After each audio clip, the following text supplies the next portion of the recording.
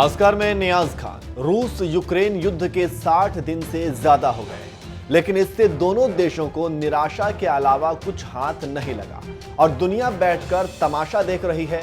लेकिन कोई ये कह नहीं रहा है कि गलत हो रहा है। सब रिश्तों में बंधे हैं और चुप हैं। इसी बीच रूसी सेना के हमलों ने यूक्रेन के कई शहरों को बर्बाद कर दिया है, तो जवाबी हमलों में रूसी सेना को भी भारी नुकसान उठाना पड़ा है। 24 फरवरी को युद्ध की शुरुआत के समय रूस को ताकतवर माना जा रहा था और ये कहा जा रहा था कि 2 से 3 दिन में रूस यूक्रेन की राजधानी कीव पर कब्जा कर लेगा।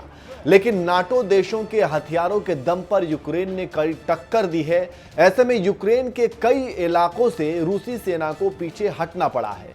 सड़कों पर सैनिकों की लाशें जले और बर्बाद हुए टैंक, आर्म्ड व्हीकल और ट्रक रूस के हुए नुकसान की गवाही दे रहे हैं। इन सब के बीच यूक्रेन ने एक लिस्ट जारी की है जिसमें कहा है कि रूसी सेना को इतने नुकसान हुए हैं, लेकिन यूक्रेन के इस दावे की पुष्टि नहीं होती है। हम भी आपको उसी आधार पर बता रहे हैं। खबरों की माने तो यूक्रेनी लैंड फोर्सेज ने रविवार को दावा किया कि पिछले 60 दिनों के युद्ध में 21,800 रूसी सैनिक मारे गए हैं। यूक्रेनी सेना ने रूस के सैन्य उपकरणों और मशीनरी को भारी नुकसान पहुंचाया है। रूस यूक्रेन युद्ध का आंकड़ा, रूस को कितना नुकसान हुआ।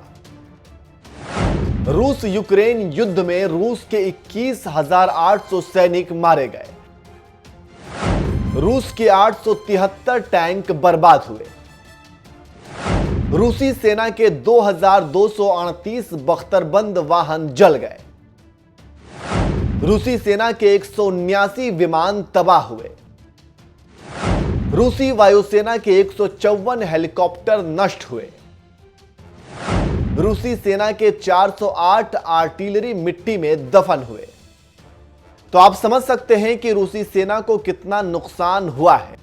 इसके साथ ही साथ ब्रिटिश सरकार के अनुसार यूके में प्रशिक्षण प्राप्त करने वाले यूक्रेनी सैनिकों को निर्देश दिया जा रहा है कि बख्तरबंद वाहनों का उपयोग कैसे किया जाए, जिसको मॉस्को के खिलाफ यूक्रेन को दी जाएगी। रूसी मीडिया का दावा है कि ब्रिटिश स्पेशल फोर्सेस के लड़ाके यूक्रेन में मौजूद हैं।